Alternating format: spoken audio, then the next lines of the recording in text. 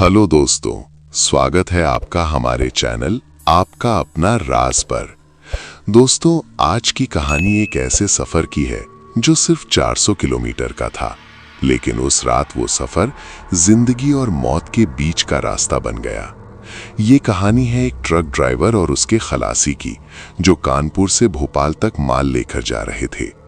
Company का सख्त order था, सुबह तक माल पहुंचना ही चाहिए, वरना नुकसान अलग सजा अलग।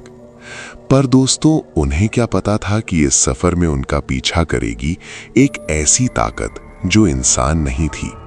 रात का अंधेरा, सुनसान हाईवे, जंगल के बीच एक मोड़ पर रुककर जब उन्होंने खाना बनाया, वहीं से शुरू हुआ एक ऐसा दहशत भरा मंजर जिसे याद करके आज भी रूह कांप उठती है। सोचिए, आप रात के 2 बजे जंगल के बीच खड़े हों, चारों तरफ सन्नाटा हो, सिर्फ हवा की आवाज, और अचानक किसी की पायल की हल्की सी चंचन सुनाई दे, लेकिन आसपास कोई ना हो। क्या आप हिम्मत कर पाएंगे वहां रुकने की? क्या आप पीछे मुड़कर देख पाएंगे? इस कहानी में एक ऐसी दायन है जो सिर्फ दिखाई नहीं देती, बल्कि अपना शिकार चुनती है। एक पल में खलासी गायब हो जाता है और ड्राइवर अकेला रह जाता है उस अंधेरी सड़क पर। लेकिन हर अंधेरे में एक रोशनी होती है, और इस कहानी में वो रोशनी है हनुमान जी का एक छोटा सा लॉकेट और एक रहस्यमयी बाबा जो मौत के मुंह से वापस लाने की ताकत रखते हैं। तो दोस्तों, आज की कहानी को एंड तक जरूर देखना, क्योंकि इस सफर का हर मोड़ एक नया डर लेकर आएगा। अगर आपको हॉरर कहानियां पसंद है, रात को अकेला सुनने का शौक है और दिल में थोड़ी सी भी हिम्मत है, तो वीडियो को लास्ट तक जरूर देखना। चैनल को सब्सक्राइब करना ना भूलें, वीडियो पसंद आए तो लाइक करें और कमेंट में जरूर बताना अगर आप उस ट्रक ड्राइवर की जगह होते तो क्या करते। तो चलिए दोस्तों, लाइट थोड़ी सी कम कर लीजिए, ईयरफोन्स लगा लीजिए और तैयार हो जाइए एक ऐसे सफर के लिए जहां से वापस आना हर किसी के बस की बात नहीं। शुरू करते हैं आज की कहानी। कानपुर के इंडस्ट्रियल एरिया से रात के करीब 9 बजे एक बड़ा कंटेनर ट्रक निकलने वाला था। ट्रक पर लिखा था शिव शक्ति लॉजिस्टिक्स। आज का लोड था सीमेंट और स्टील का माल, जो कानपुर से भोपाल तक पहुंचाना था। पूरे 400 किलोमीटर का सफर।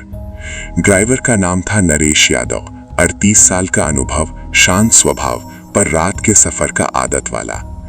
उसके साथ था उसका खलासी राजू, 22 साल का, हंसी मजाक करने वाला लड़का, पर अंधेरे से थोड़ा डरता था। कंपनी ने सख्त ऑर्डर दिया था, माल सुबह 8 बजे तक भोपाल वेयरहाउस पहुंच जाना चाहिए, लेट हुआ तो पेनल्टी कटेगी। ट्रक ने हाईवे पकड़ा। पहले सब नॉर्मल था, गाड़ी 60-70 की स्पीड से सीधी सड़क पर दौड़ रही थी। रात गहरी होती जा रही थी, आसपास सिर्फ जंगल और कभी-कभी दूर किसी गांव की हल्की सी रोशनी। करीब 150 किलोमीटर चलने के बाद नरेश ने कहा, राजू, आगे एक सुनसान मोड़ है, वहां साइड में ट्रक लगा देते हैं, थोड़ा खाना बनाकर खा लेते हैं। ट्रक एक पुराने आधे टूटे माइलस्टोन के पास रोका गया। चारों तरफ घना जंगल, हवा में अजीब सी सर्दी। राजू ने चूल्हा जलाया, दाल और चावल चढ़ाया। तभी जंगल के अंदर से हल्की सी पायल की आवाज आई, चन चन चन। राजू ने हाथ रोक दिया। भैया, सुना आपने? नरेश ने हंसी में टाल दिया। जंगल है, जानवर होंगे।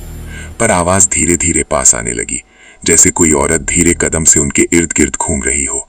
हवा अचानक तेज चलने लगी, चूल्हे की आग हिलने लगी। राजू ने देखा, सामने एक पेड़ के नीचे सफेद साया खड़ा था, लंबे बाल जमीन तक लटकते हुए, चेहरा साफ नहीं दिख रहा था। भैया, वो देखो। राजू की आवाज कांप रही थी। नरेश ने पलट कर देखा, पर वहां कुछ नहीं था। पागल हो गया है क्या? नरेश ने डांटा। पर जैसे ही दोनों ने खाना खत्म किया और ट्रक में बैठने लगे, राजू को लगा किसी ने उसके कंधे को जोर से पकड़ा। वो चीखा, भैया। नरेश ने पलट कर देखा, राजू वहां था ही नहीं, सिर्फ जमीन पर उसकी चप्पल पड़ी थी और हवा में वही पायल की आवाज। नरेश का गला सूख गया, जंगल में अंधेरा और गहरा हो गया। उसने टॉर्च लेकर चारों तरफ राजू को पुकारा, पर सिर्फ पेड़ों की सरसर और दूर से हंसी की हल्की सी गूंज सुनाई दी। अचानक ट्रक का हॉर्न अपने आप बजने लगा, पू पू पू। नरेश दौड़कर ट्रक के पास आया। ड्राइवर सीट के सामने विंड स्क्रीन पर एक औरत का चेहरा चिपका हुआ था, उल्टे पैर, लाल आंखें और खून से भरी मुस्कान। नरेश ने तुरंत इग्निशन स्टार्ट किया और ट्रक भगा दिया। उसके हाथ कांप रहे थे। हाईवे पर गाड़ी 80 की स्पीड से दौड़ रही थी, पर रियर व्यू मिरर में उसने देखा एक सफेद साया ट्रक के पीछे हवा में उड़ रहा था, जैसे गाड़ी से तेज भाग रहा हो। तभी नरेश को याद आया, उसकी माँ ने उसे एक हनुमान जी का लॉकेट दिया था जो वो हमेशा गले में पहनता था। उसने तुरंत लॉकेट को पकड़कर बोला, बजरंग बली बचा लो। जैसे ही उसने लॉकेट को छुआ, ट्रक के अंदर का माहौल बदल गया। मिरर में दिख रहा साया थोड़ा पीछे हट गया, पर आवाज आई, तू बच जाएगा, पर तेरा साथ ही मेरे पास है। नरेश समझ गया, राजू को वो दायन ले गई है। सुबह होने से पहले नरेश एक छोटे से गांव के पास ट्रक रोक देता है। गांव के लोगों ने बताया कि आगे पहाड़ी पर एक पुराना मंदिर है जहां एक सिद्ध बाबा रहते हैं। नरेश ने ट्रक वहीं छोड़ा और मंदिर की तरफ दौड़ा। मंदिर में बैठे थे एक बुढ़े बाबा, जिनके हाथ में रुद्राक्ष की माला थी। बाबा ने आंखें खोली और बिना कुछ सुने बोले, जंगल वाली ने तेरे खलासी को पकड़ लिया है। नरेश के पैरों तले जमीन खिसक गई। बाबा, उसे बचा लो, सुबह तक माल भी पहुंचाना है, कंपनी का टाइम है। बाबा मुस्कुराए, जान बच जाएगी तो माल भी पहुंच जाएगा। बाबा ने हनुमान जी का लॉकेट अपने हाथ में लिया, मंत्र पढ़ा और नरेश को दिया। जब वो सामने आए, इसे उसकी तरफ उठाना। रात दोबारा हुई। नरेश वापस उसी जगह ट्रक ले गया। जंगल बिल्कुल चुप था। अचानक पेड़ों के बीच राजू लटका हुआ दिखा, बेहोश, हवा में। नीचे वही दायन खड़ी थी। नरेश ने हिम्मत करके लॉकेट उठाया। जय हनुमान। तेज हवा का झोंका आया। दायन चीखी, उसका चेहरा जलने लगा। बाबा की आवाज जैसे आसमान से गूंजी, छोड़ दे उसे।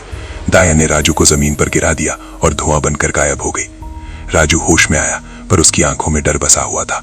भैया, वो मुझे ले जा रही थी, कहती थी 400 साल से इंतजार कर रही थी। नरेश ने उसे संभाला। सुबह होने तक दोनों ने सफर दोबारा शुरू किया। हैरानी की बात, वो लोग टाइम से भोपाल वेयरहाउस पहुंच गए। कंपनी वाले कुछ नहीं समझ पाए कि उनकी आंखों में इतना डर क्यों था। पर आज भी जब नरेश उस रास्ते से गुजरता है, वो जगह खाली नहीं लगती।